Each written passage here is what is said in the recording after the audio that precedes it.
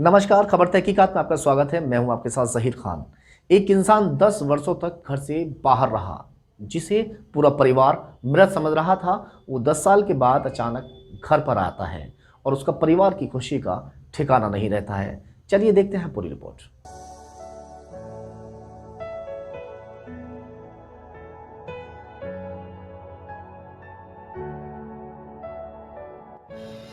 यह तस्वीर है बुलंदशहर के मोहल्ला सरायधारी निवासी शमसुद्दीन सलमानी की, जो पहले कभी फोटोग्राफी का काम किया करता था और हीरो स्टाइल में रहता था, मगर 10 वर्ष पूर्व अचानक गायब हो गया। और जब घर वापसी हुई तो उसकी पत्नी ने भिखारी समझकर दरवाजा बंद कर लिया। जी हाँ, हम आपको ऐसी ही एक दास्तां बताने जा रहे हैं। आज से करीब 10 साल पहले शमसुद्दीन फोटोग्राफी का काम करता था और जब फोटोग्राफी का काम बंद होता था तो वह राजमिस्त्री का भी काम कर लेता था। शमसुद्दीन की पत्नी ने बताया कि वह लोग लखनऊ के रहने वाले थे, मगर कारोबार की वजह से बुलंदशहर आकर रहने लगे। सब कुछ ठीक चल रहा था। एक दिन उनके परिवार को किसी की नजर लग गई। शमसुद्दीन सलमानी का एक पुराना मित्र छंगा, जो औरंगाबाद इलाके के गांव का रहने वाला है, वह आया और शमसुद्दीन को अपने साथ लेकर यह कहकर गया कि उसे कहीं से पैसे लाने हैं।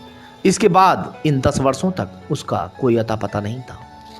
जब वह लौटा तो उसकी पत्नी उसे पहचान नहीं पाई और दरवाजा बंद कर लिया।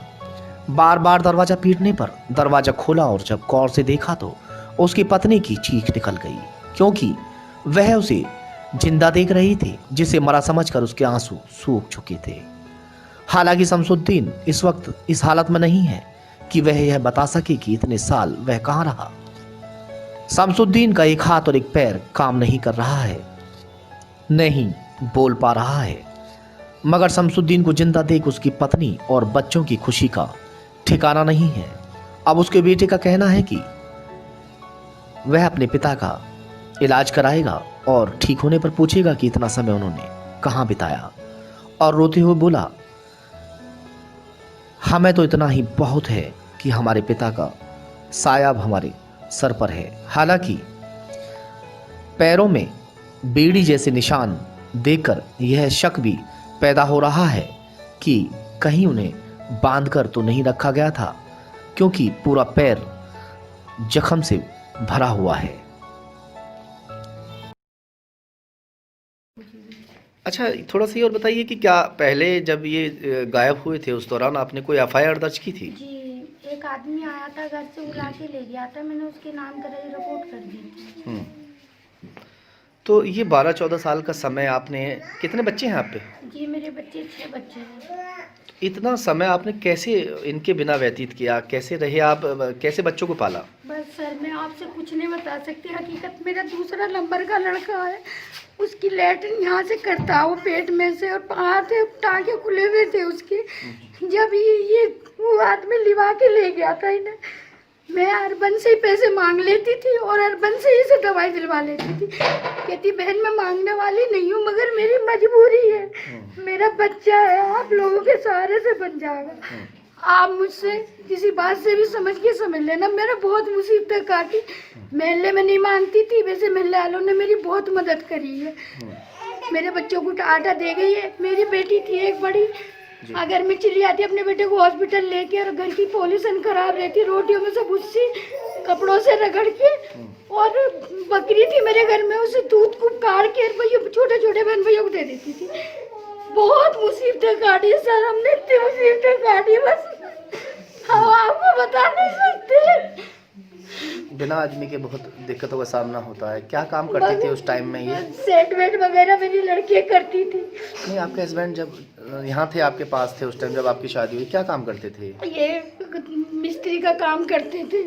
उस टाइम तो कोई ऐसी दिक्कत नहीं हुई? नहीं, बहुत बढ़िया रहते थे, चैन आराम से रहते थे, हमारे बच्चे ऐसे पढ़ते थे, बहुत अच्छी तरह से रहते थे, हमें कभी ऐसा नहीं देखना पड़ा सर। मगर हमारे आदमी के बाद जाने के हमें ऐसा महसूस हुआ कि हमारे ऊपर अल्लाह, नीचे हमारा दुनिया में कोई भी नहीं। अच्छा, अब जैसे आपके हस्बैंड आ चुके हैं, कैसा माहौल है घर का? बच्चे कैसे खुश हो रहे हैं? बहुत ऐसा हो रहा है, घर के अंदर ईद हो रही है। बच्चे ये कहते हैं हम अपने बाप को, चाहे हम खुद भी जा अपने बाप को अच्छा सा इलाज कराएंगे, अपने बाप को अच्छा कर लेंगे। बहुत खुश हो रहे हैं मेरे बच्चे। बाहर आपको बाहर चले गए थे आप? नहीं मालूम। तो इतने दिन का समय कैसे बीता आपका, कुछ बता सकते हैं हमें? नहीं मालूम।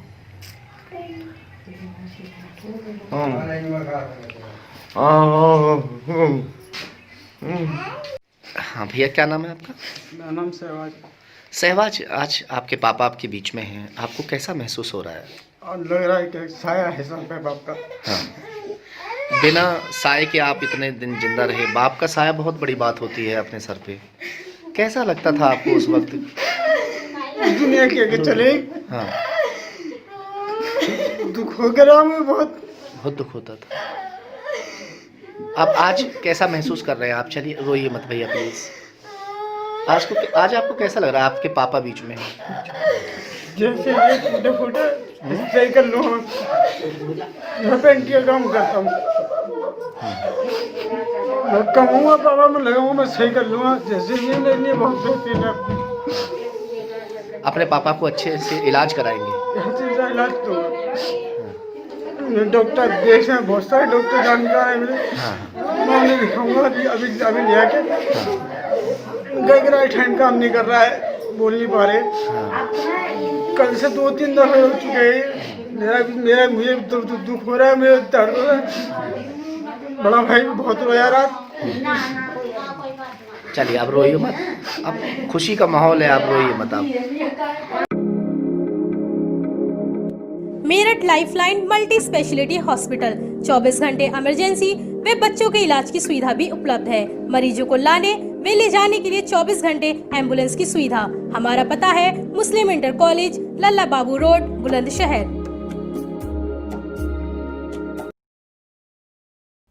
अपने जनपद से जुड़ी हर छोटी बड़ी खबर के लिए जुड़े रहें हमारे साथ। अगर आपको हमारी खबरें अच्छी लगती है तो हमारी खबरों को लाइक, कमेंट, शेयर करना ना भूलें और खबर तहकीकात की हर अपडेट के लिए हमारे चैनल को सब्सक्राइब करें और हाँ, बेल आइकन प्रेस करना बिल्कुल ना भूलें।